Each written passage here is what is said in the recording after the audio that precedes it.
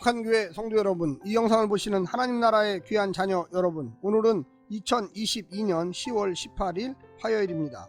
오늘 매일 성경 본문에서는 압살롬의 죽음에 관련된 이야기를 기록합니다.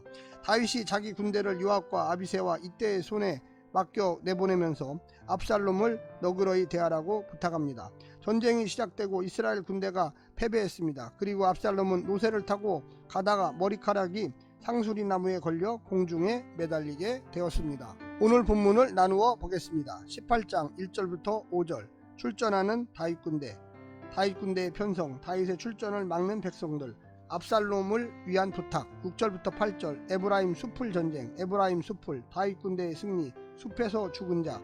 9절부터 18절. 압살롬의 죽음, 나무에 매달린 압살롬, 보고와 책망, 발견한 자의 자기 변호, 압살롬을 죽이는 요압, 압살롬의 무덤, 압살롬의 비석. 오늘 본문 사무엘하 18장 1절부터 18절 말씀을 듣고 다시 오겠습니다.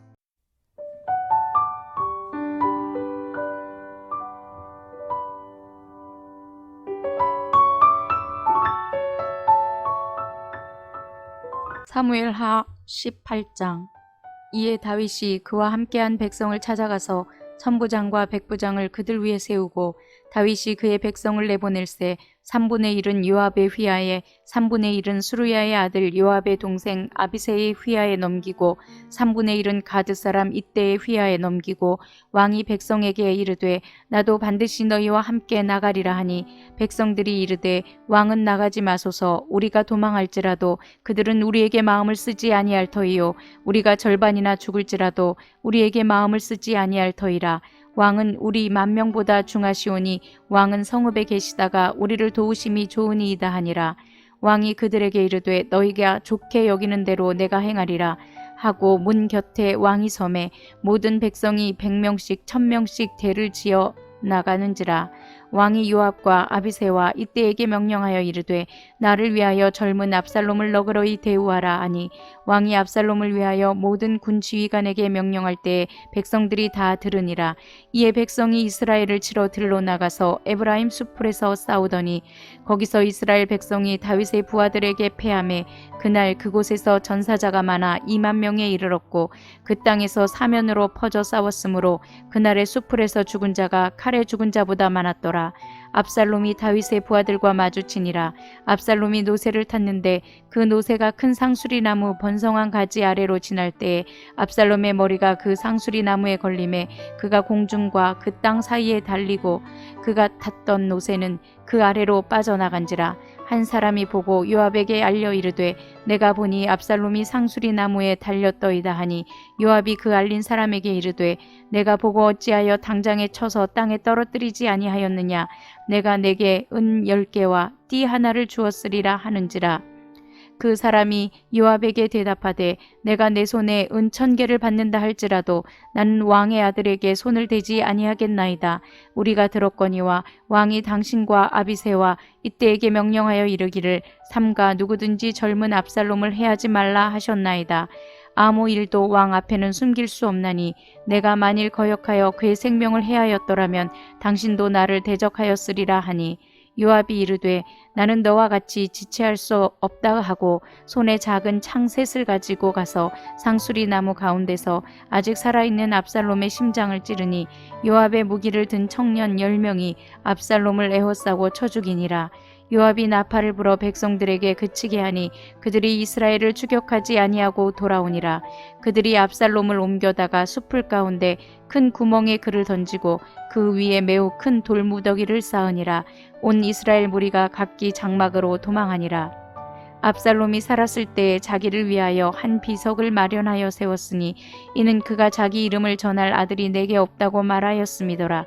그러므로 자기 이름을 기념하여 그 비석에 이름을 붙였으며 그 비석이 왕의 골짜기에 있고 이제까지 그것을 압살롬의 기념비라 일컫더라.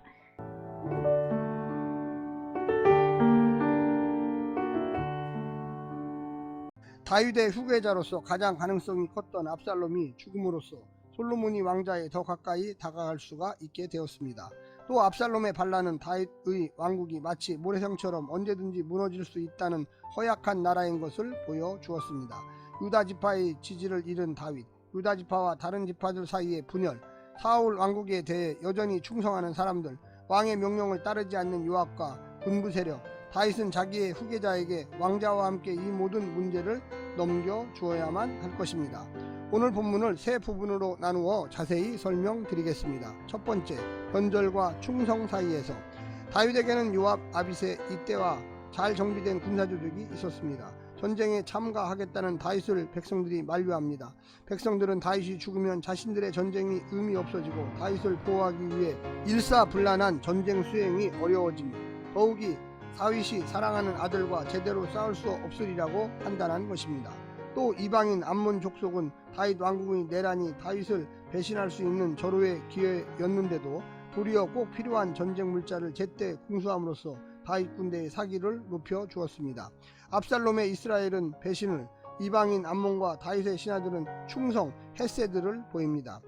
우리도 버림받은 그리스도 편에 서서 영적 전투에 나섭시다.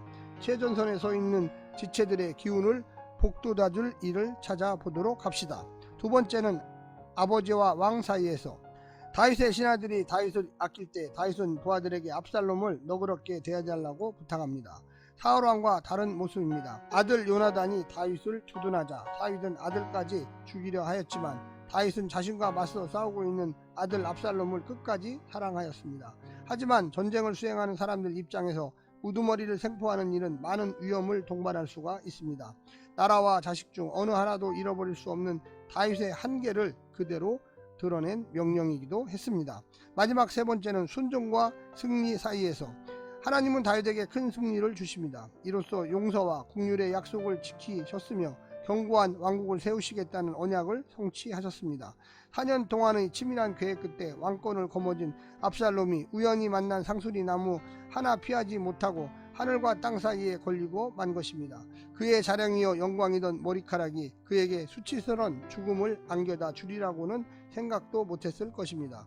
요압 입장에서는 안전하게 생포하여 왕 다윗을 기쁘게 해줄 절호의 기회였는데 군인 요압에게는 중요한 것은 감상에 젖어 자신을 통제하지 못하는 압살롬의 아버지 다윗의 명령이 아니라 전쟁의 빠른 종결이었습니다. 그는 다윗의 명을 거슬러 압살롬을 죽이고 매장한 후 전쟁을 종결하고 있습니다. 사랑하는 성도 여러분, 우리가 이 말씀을 통하여 오늘 하루도 어떻게 살아야 할지, 어떤 것이 하나님의 편에 서는 것인지 늘 기도하며 묵상하며 하나님의 참뜻을 이해하시기를 부탁드립니다. 오늘 하루도 승리하십시오. 샬롬.